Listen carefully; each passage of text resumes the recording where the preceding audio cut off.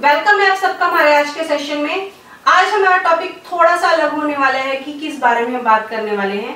कि आज मेरे पास एक सजेशन आया था कि ना किस तरह से मैं जो है वो नोट्स ले किस तरह से वीडियो की तैयारी करती हूँ और बुक पढ़ते टाइम मैं जो है वो बुक को किस तरह से पढ़ती हूँ, जो स्टिकी नोट्स लगते हैं वो किस तरह से लगते हैं। तो हो सकता है आप आज का जो वीडियो है वो आपके लिए हेल्पफुल हो। तो चलिए स्टार्ट करते हैं हमारा आज का वीडियो। तो जिस तरह से मैं बुक पढ़ती हूँ, मान लीजिए मैं ये बुक पढ़ रही हूँ, ये बुक मैंने ऑलरेडी पढ़ी हुई है बुक ये, और इसके ऊपर जिस तरह से आप देख सकते हैं ना कि किस तरह से स्टिकी नोट्स लगे हुए हैं। तो इसके लिए सबसे पहले मैं जो तैयारी करती हूँ, जो आप भी अगर तैयारी करना चाहें तो एक बुक तो जो आपको पढ़नी है वो लीजिए, एक पेंसिल ले लीजिए अगर आप चाहते हैं पेंसिल के हिसाब से आप अंडरलाइन करना चाहें, या फिर एक पेन ले लीजिए, ब्लू ब्लैक जो भी पेन लेना हो, और इस तरह से, या फिर आप मार्कर इस तरह से ले सकते हैं, या इस तरह से कलरफुल मार्कर भी आ जाते हैं मार्केट में। तो ये भी आपको हेल्प करते हैं कि आप किस तरह से जो है वो उसको अंडरलाइन कर सकें। तो जो जो चीजें मैं बता दूं, मैं कौन कौन सी चीजें अगर यूज करती हूँ, इस तरह से मार्केट में आपको ये फ्लैक्स मिल जाते हैं। आप इस तरह से इसको लेकर इस तरह से आप अपने बुक पर जहाँ लगाना है उस पर लगा सकते हैं। और साथ में ये इस तरह से थोड़े से ये बड़े चौड़े ये भी मिल जाते हैं, इसमें भी आप कुछ भी लिखकर आप जहाँ पर कुछ लगाना है इसको उस तरह से इस तरह से भी लगा सकते हैं, यूज कर सकते हैं। प्लस एक बुकमार्क, ये जो आपको बुक में अगर हम लगाने की हमने कहाँ तक पढ़ी है वहाँ उसके लिए यूज करने के लिए। और साथ में कुछ इस तरह से जो है हमारे पास जो मैंने पीछे लिए थे, ये जो है हमारे ये ट्रांसपेरेंट है। ये मान लीजिए आपने कहीं भी लिखा और इसको लिखने के बाद आपने ये देखिए ये ट्रांसपेरेंट है, आप इसको लिखिए और बुक के ऊपर कहीं भी लगा लीजिए, जिससे कि आपको बुक के नीचे से भी दिखेगा कि बुक में क्या लिखा हुआ है। और हम कुछ नोट्स अगर लिखने हैं कुछ इस तरह से भी आ जाते हैं कि आप इनको इस तरह से भी यूज कर सकते हैं। और साथ में कुछ इस तरह से भी आप यूज कर सकते हैं कि आपने कुछ लिखा है, इसके ऊपर लिखकर आप इसको उतार कर चिपका कर स्टिक कर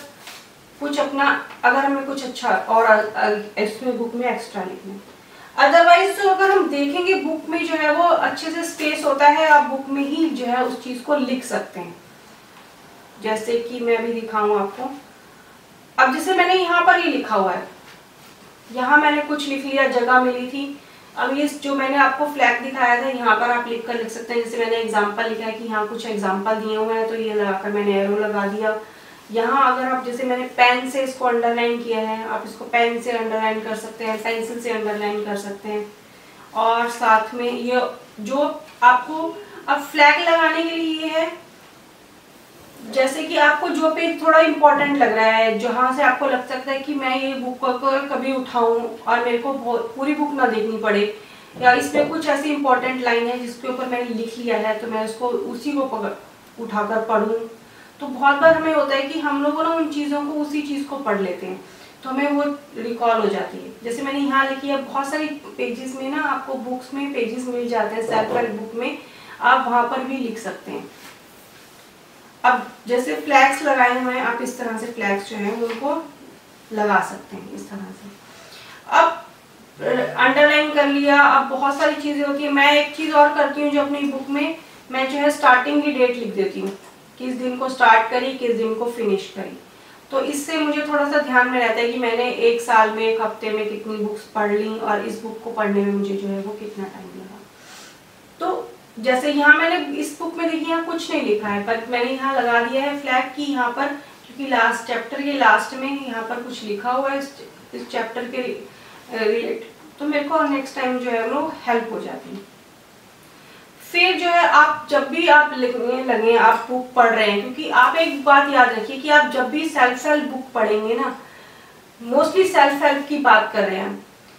हमारे दिमाग में जो स्टोरेज है ना वो बहुत जगह पर फाइलें जाकर अपने आप स्टोर हो जाती हैं। बट अगर आप सोचें कि आपको वो पूरी बुक याद होगी, अगर आप मेरे से पूछेंगे पूरी बुक याद है, तो ये पूरी बुक मुझे क्या मतलब बहुत लोगों को नहीं याद होगी कि बुक में क्या है। तो इसलिए हम स्टिकी नोट्स लगा लेते हैं, वो हमें हेल्प करते हैं। या फिर हम चैप्टर, कई बार होता है कि जैसे यहाँ पेजेस खाली हैं, मैं यहाँ पर भी लिख लेती हूँ, क्योंकि पीछे मैंने एक प्रैक्टिस करी थी कि मैं एक कॉपी लेकर बैठती थी, फिर उस बुक से रिलेटेड जो पॉइंट्स होते थे ना मैं उस कॉपी में नोट कर लेती थी। पर फिर होता था क्या, वो कॉपी के पेज पलटे और वो सब गया। अब मैं क्या करने लगी हूँ कि अब मैं जो उस बुक से रिलेटेड है ना वो मैं ही लिख लेती हूँ, जिससे कि जब बुक उठाऊंगी मैं तब उसमें बुक में मैं इजीली जो है ना उसमें से अच्छे से देख सकूं। फिर क्या नेक्स्ट टाइम जब मेरे को वीडियो शूट करना है या फिर मेरे को उस बुक से कुछ भी जानना है तो वो मेरे को इजीली ना वो चीज़ें मिल जाती हैं, क्योंकि वो वहीं पर लिखी होती हैं। फिर उस अब पूरी बुक में से तो आपको बहुत सारी चीज़ें मिलती हैं कि आप वीडियो में बनाए, पर उससे वीडियो बहुत लंबा बन जाता है। बट उसके लिए फिर आप मेरे को जो करना पड़ता है, फिर मैं उसमें और शॉर्ट नोट करती हूँ। पहले तो वो लिख लिया, फिर उसमें से बहुत सारे मेन पॉइंट लेकर वो लिखती हूँ, जिससे कि वो मेरे को हेल्प कर सकें। जैसे मैं यहाँ दिखाती हूँ आपको, मैंने जैसे आप एक कॉपी ले सकते हैं, मैंने ये कॉपी ली है जिस तरह से, एक इस तरह से एक कॉपी ली है, मैं इसमें अपने सब लिख लेती हूँ कि मेरे को इस बुक में मेरे को क्या क्या चीज़ें मिल रही हैं, या फिर मैंने उसमें से लिखी है, जब मेरे को शूट करना है तो मैं उससे पहले मेन चीज़ें लिखती हूँ, फिर उसको और शॉर्ट करती हूँ, जिससे कि मुझे थोड़ा सा इजी हो जाए उस चीज़ को रिकॉल करने के लिए। जैसे यहाँ लिखा हुआ है कि बहुत सारा लिखा है, फिर इसको मैंने और शॉर्ट में किया है। इस तरह से मैं ये दिखाऊँ, जैसे मैं अभी जो बता रही हूँ आपको, मैंने इस बुक के बारे में जितनी बातें थी ना मैंने यहाँ लिख ली, जिससे कि मेरे को पता रहेगा अब इस पेज पर क्या है। बहुत बार होता है ना हम भूल जाते हैं कि किस पेज पर क्या था, तो मैं क्या करती हूँ वो लाइन लिखकर या फिर उसके ऊपर इस तरह से फ्लैग लगाकर, या फिर बुक के स्टार्टिंग में ना वो पेज नंबर लिख लेती हूँ कि इस पेज को देखना है, इस पेज को देखना है, तो उससे जो है वो चीज़ें जो है वो ईजी हो जाती हैं। और इस तरह से बहुत बार ऐसा होता है कि अब जैसे इस बुक की मैं बात करूँ, इसमें लैंग्वेज बहुत ईजी लिखी हुई है, बट कभी शायद मेरे को लगता है कि थोड़ा सा और इजी होता है, या वो उस चीज़ को मैं उस तरह से पढ़ लूँगी कि अब जैसे यहाँ लिखा है अनुशासन हर किसी के लिए नहीं है, फिर मैंने इसको अपनी लैंग्वेज में लिख लिया कि मेरे को यह पढ़े हर कोई अनुशासन नहीं कर सकता।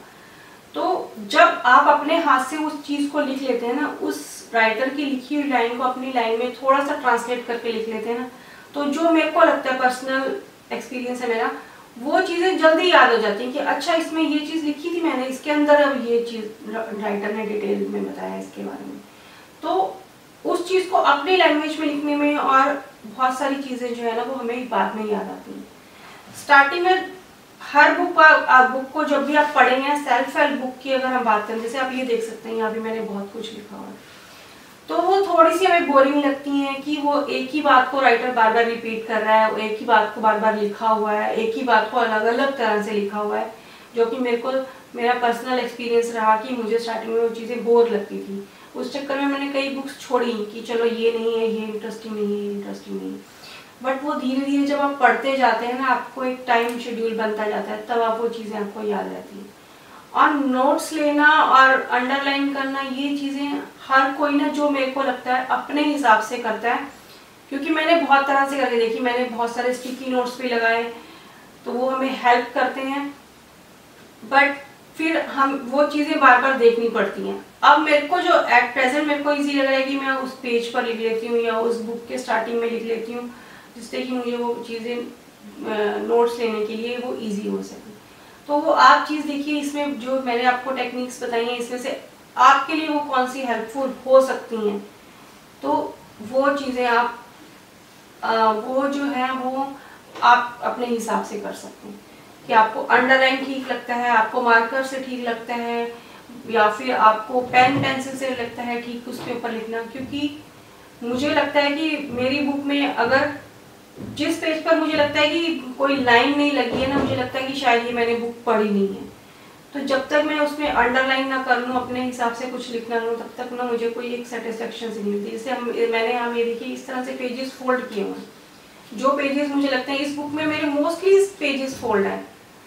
कि लगता है कि ये बुक ही पूरी इंपॉर्टेंट है, तो इस तरह से आप पेज फोल्ड कर सकते हैं। आप जैसे मैंने अभी आपको बताया था, ये वाला एक स्टिकी नोट है हमारा, ये वाला है, तो आप इसको कुछ भी लिखकर इसके पास यहाँ लगा सकते हैं। फिर उसके साथ आप ये वाला था, ये वाला, जैसे आपको ये दिख नहीं रहा होगा यहाँ पे, ये वाला स्टिकी नोट है हमारा, इसके ऊपर हम कुछ भी लिख सकते हैं, नीचे से भी दिखेगा और ये ऊपर से भी लिखे। तो मार्केट में बहुत सारी स्टेशनरी मिलती है, आप अपने हिसाब से यूज़ कर सकते हैं। मैंने यहाँ मेन चीज़ें बताई हैं कि पेन पेंसिल का यूज़ कर सकते हैं, मार्कर का यूज़ कर सकते हैं, स्टिकी नोट्स का यूज़ कर सकते हैं, और उन नोट्स को लेने के लिए चाहे आप एक कॉपी रजिस्टर लगा सकते हैं या फिर एक अपनी उसी बुक के ऊपर लिख सकते हैं। तो ये आप देखिए आपको किस तरह से ईजी लगता है।